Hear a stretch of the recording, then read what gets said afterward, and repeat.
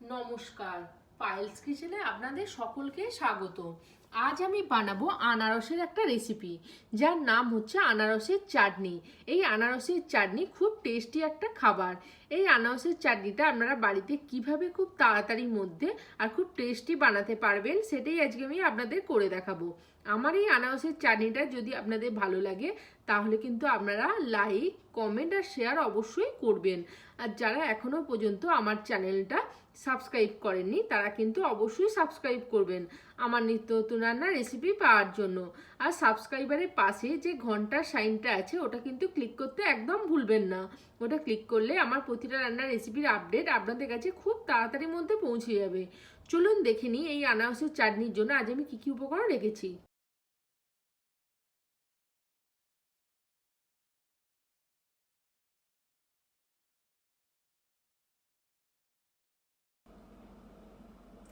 এখানে আমি একটা মাঝারি সাইজের আনারস কুড়ে রেখেছি। আনারসটা আমি এই গ্রেটারটার সাহায্যে কুড়ে রেখেছি।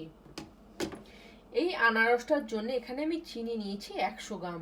আপনারা যেরকম মিষ্টি পছন্দ করেন তার উপর ডিপেন্ড করে আনারসটা চাটনিটার মধ্যে আপনারা চিনিটা দেবেন।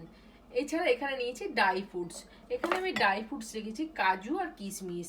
কিশমিশটা আমি 10-15 মিনিটের মতো জলে ভিজিয়ে তারপর কাজুর মধ্যে রেখে দিয়েছি। দুটো তেজপাতা আর একটা শুকনো লঙ্কা, একটা লেবু নিয়েছি, পাতি লেবু। এছাড়া এখানে নিয়েছি 4টে ছোট এলাচ। ছোট এলাচের মুখগুলো আমি ফাটিয়ে রেখে দিয়েছি। এছাড়া এখানে আছে জল। এখানে জল নিয়েছি আমি এই বাটিটার 1 বাটি। এছাড়া আছে নুন। নুন নেব আমি 1/4 টিস্পুন। প্রথমে আমি গ্যাসটা অন করব। প্যানটা আমার গরম হয়ে গেছে। এবার এই গরম প্যানটার মধ্যে আমি দিয়ে দিচ্ছি সাদা তেল 1/2 টিস্পুনের মতো। তেলটা আমি একটু ভালো করে গরম করে নেব। এবার এই গরম তেলটার মধ্যে দিয়ে দিচ্ছি দুটো তেজপাতা আর শুকনো লঙ্কা। এটা অল্প করে একটু আমি ভেজে নেব।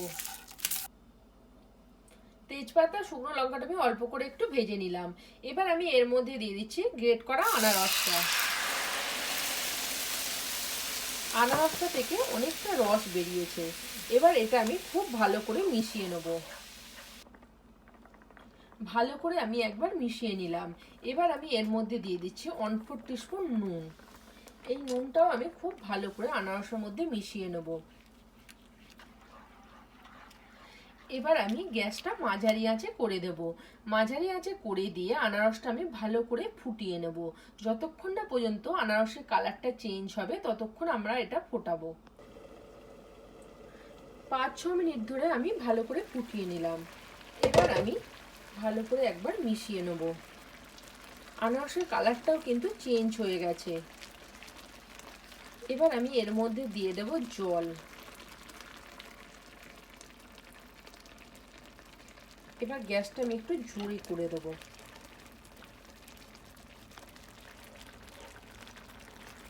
এবার আমি এর মধ্যে দিয়ে দেব চিনিটা।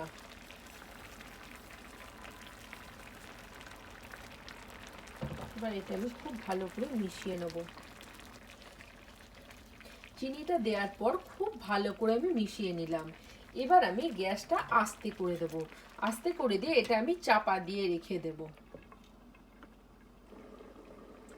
আরো 5 মিনিটের জন্য আমি চাপাটা দিয়ে রাখলাম। এবার চাপাটা খুলবো। খুব ভালো করে একবার মিশিয়ে নেব। এবার আমি এর মধ্যে দিয়ে দেবো ড্রাই ফ্রুটস গুলো। এর সাথে দিয়ে দেবো ছোট এলাচ। ছোট এলাচের যে মুখগুলো ফাটিয়ে রেখেছিলাম সেগুলো আমি দিয়ে দিলাম। এবার এটা খুব ভালো করে মিশিয়ে নেব।